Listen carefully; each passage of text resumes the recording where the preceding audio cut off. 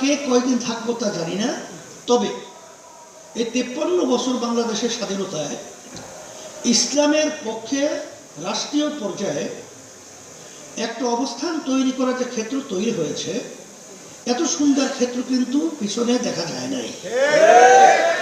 তো যাই হোক, আমি আপনাদেরকে বলবো, বাংলাদেশের ভিতরে আজকে দুঃখ সহকারে বলতে হয়, আমি আজকে একটু আগে চিটাগাং থেকে আসতেছিলাম, তখন আমেরিকা এক প্রবাসী, ওর সাথে অনেক আলোচনা হলো।